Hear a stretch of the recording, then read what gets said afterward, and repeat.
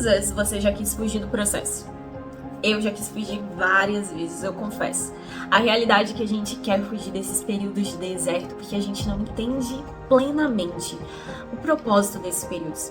Muitas vezes a gente traduz deserto como punição. Mas na realidade Deus não nos leva ao deserto para nos punir. Deus nos leva ao deserto para nos preparar para aquilo que Ele quer fazer através de nós. E é sobre isso que a gente vai falar hoje. Sejam bem-vindos ao canal, meu nome é Isabelle. Por aqui, esse é o segundo episódio de um treinamento profético. No primeiro episódio, nós trabalhamos uma profecia que fundamenta o mover profético nos últimos dias. E nesse episódio nós vamos falar de algo essencial para vivermos plenamente aquilo que Deus quer fazer através de nós. E é uma palavrinha: deserto. E aí, preparados? Lucas 1, no versículo 80, diz que João Batista crescia e se fortalecia no Espírito e viveu no deserto até aparecer publicamente a Israel. Esse aspecto é muito interessante na vida de João Batista, porque João Batista, ele tinha uma linhagem sacerdotal. Seu pai era um sacerdote. Ele poderia ter servido no templo, que era uma posição extremamente honrosa para a época. Mas João Batista abriu mão do seu status, dos seus títulos. Ele abriu mão do conforto, do luxo. Ele abriu mão de tudo aquilo que poderia comprometer o seu processo. E foi para um lugar bem desafiador, o deserto. E ficou ali até cumprir todo o processo e então aparecer publicamente a Israel. Mas por que será que ele fez isso? Você já parou para se perguntar isso? A realidade é que o deserto é uma marca na vida de todo aquele que quer ser usado por Deus. Afinal, é necessário crescer e se fortalecer no Espírito para viver plenamente aquilo que Malaquias 4 promete. Viver no Espírito e no poder de Elias. Essa é a promessa para os últimos dias. Só que para viver isso é necessário um processo específico, um treinamento que você não aprende em um curso, em uma mentoria, em uma conferência, nem em uma escola. Tudo isso é muito bom na realidade. Tudo isso nos ajuda a passar por um processo. Mas esse processo de deserto é algo que você vive, você e Deus. A boa notícia é que você terá um intercessor que te acompanhará em todo o processo. O Espírito Santo, ele irá te capacitar em todas as coisas. Ele estará ali quando tudo parecer difícil demais, quando você até quiser desistir ou quando você tropeçar. O Espírito Santo irá te consolar, irá te fortalecer, irá te capacitar a vencer todo o processo. E ao final, você perceberá que Deus é tudo o que você precisa. Você perceberá que Ele é suficiente. Você chegará à conclusão de que Ele provê tudo o que você precisa. Nesse lugar, seu coração é revelado. Você começa a perceber as suas verdadeiras intenções. Você percebe aquilo que está ali guardadinho. Os ídolos escondidos no seu coração são revelados. E então, somos verdadeiramente purificados e santificados, preparados, forjados, fortalecidos para viver aquilo que Deus tem para nós. Nesse lugar, crescemos em fé, em dependência do Espírito Santo. Somos esvaziados e finalmente cheios do Espírito Santo. E sabe o que eu descobri com o deserto? Que é a sala de aula para se tornar um filho maduro. É no deserto que a gente aprende a ouvir e a obedecer. Por isso eu quero destacar 5 características muito importantes do deserto em nossas vidas. Mas antes, se esse conteúdo ele tá te edificando, se inscreva no canal para não perder nenhum dos vídeos, ativa o sininho e curta esse vídeo para eu saber que você tá aqui comigo.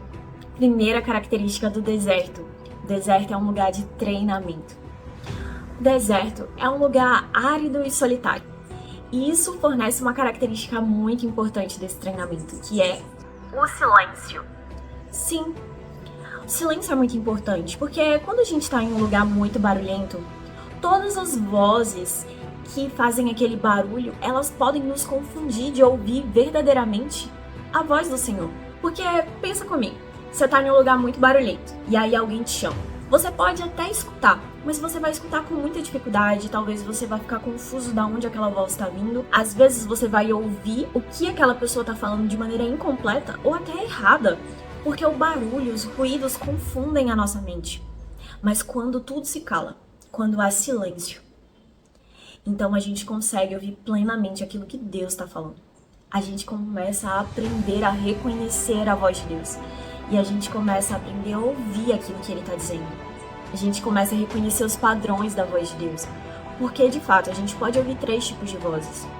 A gente pode ouvir a voz de Deus, a voz do inimigo, os espíritos malignos, e a voz da nossa alma. Muitas vezes a nossa alma está muito agitada, mas aí a gente começa a quietar e a silenciar todas as vozes. Então a gente começa a discernir a voz de Deus e a ouvi-la com precisão. E quando nós passamos a ouvir a voz de Deus, nós de cara somos confrontados naquilo que nós estamos errados, nossos pecados. E a única saída é depositar todos os nossos pecados na cruz e permitir que o sangue de Jesus nos purifique, nos lave dos nossos pecados, porque somente um coração puro pode ver a Deus. Então a gente precisa de cara ser purificado dos nossos pecados, permitir ser santificado, ser confrontado nos nossos pecados, fragilidades, nos nossos defeitos, ser moldado para que a gente tenha o nosso coração transformado e purificado verdadeiramente, para a gente começar a ouvir com mais clareza e sensibilidade a voz do Senhor. Nesse lugar, estamos sozinhos com Ele. Nesse lugar, nós somos moldados, treinados, aperfeiçoados para que nós possamos nos parecer mais com Jesus, para que possamos amadurecer, ser filhos maduros. Porque a maturidade espiritual, ela é medida pelo quanto você ouve e obedece.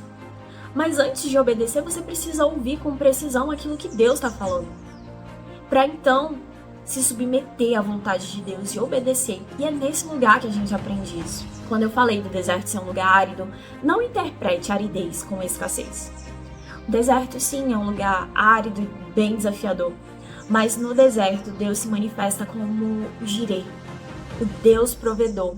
Deus que não nos deixa faltar nada. Porque no deserto nós aprendemos que se não temos algo, é porque não precisamos daquele algo. Porque Deus é suficiente para nós e Ele provê tudo o que nós precisamos, Ele supre as nossas necessidades. Ponto 2. Deserto é lugar de intimidade. Isso pode soar um pouco estranho, mas Oséias 2, no versículo 14, Deus fala exatamente isso para Israel. Naquele momento, Israel estava cometendo adultério espiritual, porque ela estava trocando Deus pelos ídolos. Nós temos uma aliança com Deus, mas todas as vezes que nós permitimos que ídolos tomem o lugar de Deus em nosso coração, a gente comete adultério espiritual.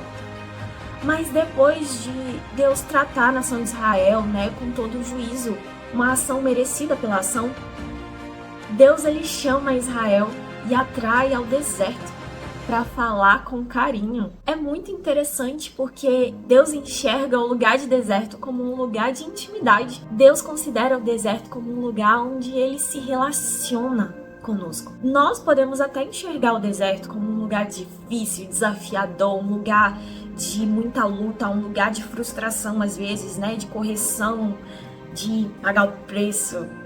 Mas o deserto é leve, porque o deserto é um lugar onde só tem eu e ele. É onde eu aprofundo em intimidade, em relacionamento. Eu conheço mais a ele no deserto. Então, finalmente, o meu coração começa a ser totalmente dele.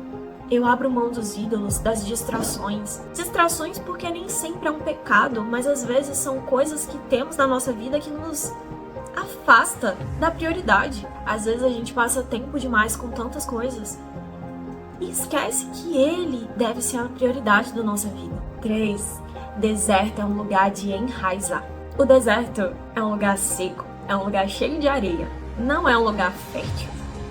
E muitas vezes quando estamos passando pelo deserto, parece que toda oração, todas as sementes que nós lançamos, que nós estamos semeando durante esse momento, elas são estéreis. Não parece que vai frutificar. Mas Jesus, ele nos ensina um princípio muito importante a respeito da semeadura. João 12, 24.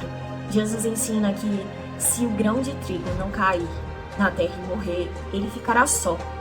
Mas se ele morrer, ele dará muito fruto. O deserto, aparentemente, é um lugar de morte. E tomara que seja de fato. Porque quando a semente ela morre e então ela pode dar muitos frutos. E nesse caso do deserto, você é a principal semente. Porque se o nosso velho homem não morrer, ele vai ficar só. Se a gente não morrer com Cristo, nós não ressuscitaremos com ele para resplandecer a glória de Deus por meio de nós. Cristo, ele se humilhou mesmo sendo Deus. Passou por todo o processo de submissão, de humilhação, de morte de cruz, para que, enfim, ele fosse exaltado à mais alta posição, recebendo autoridade acima de tudo e todos. Nós, assim como Cristo, precisamos morrer com ele, negar a si mesmo, tomar a nossa cruz e ir para o lugar de morte, para então ressuscitar para uma nova vida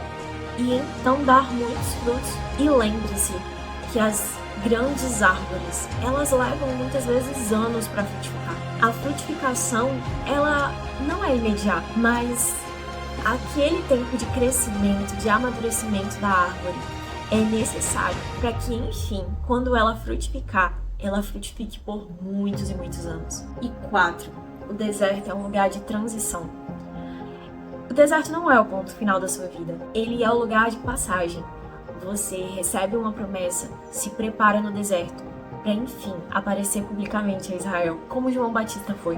Deserto é o lugar entre a promessa e o cumprimento, entre o chamado e o envio. Sempre tem um deserto ali no meio, porque é um processo necessário.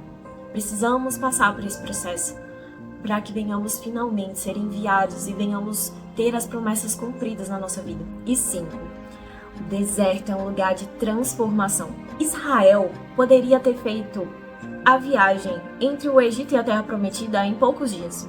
Mas por que levou anos? Porque a nação ela precisava passar por uma transformação na mentalidade. A gente não pode viver aquilo que Deus tem para nós se a gente não mudar aqui. Mas mudar a mente, passar por uma metanoia para que a gente venha experimentar a vontade boa, agradável e perfeita de Deus, não é tão simples como parece. Pode levar anos como levou na nação de Israel. Na realidade, toda uma geração teve que perecer para que a nova geração pudesse cumprir e viver a promessa de Deus. E isso acontece porque a mudança de mentalidade, ela é desafiadora, ela requer muito de nós, mas é possível. E Paulo deixa isso bem claro. Mude, renove a sua mente, para que você experimente a vontade de Deus. E o deserto é esse lugar onde somos renovados na nossa mente, onde somos transformados. É no deserto que o velho eu morre, para que o novo eu, o viver com Cristo, venha em plenitude. O deserto que vivemos não é tempo perdido, é tempo de preparação e transformação, para que a gente se torne apto a viver o novo de Deus. E eu quero finalizar esse vídeo com Filipenses 2:13, que diz que é Deus quem efetua em nós tanto querer quanto realizar segundo a sua boa vontade. É vontade de Deus, sim, que a gente passe por período de processo, de deserto, mas porque Ele quer efetuar em nós o querer dEle, para que por meio de nós Ele possa efetuar ou realizar. Ele quer nos usar naquilo que Ele está fazendo. Mas para que Ele te use naquilo que Ele está fazendo, Ele precisa te preparar antes. Senão você não vai suportar. Antes dele derramar o óleo fresco, Ele precisa renovar o vaso, para que ele não se quebre. Senão seria a unção desperdiçada, seria vinho novo desperdiçado. Não pode desperdiçar. Por isso a gente precisa se preparar antes, fortalecer a nossa estrutura, e é somente no deserto que a gente alcança isso. Por isso é tão essencial. E por isso eu quis trazer o deserto logo no início desse fundamento profético. Porque de fato, sem o deserto, não tem como Deus te usar. Então se submeta, descanse, vai passar.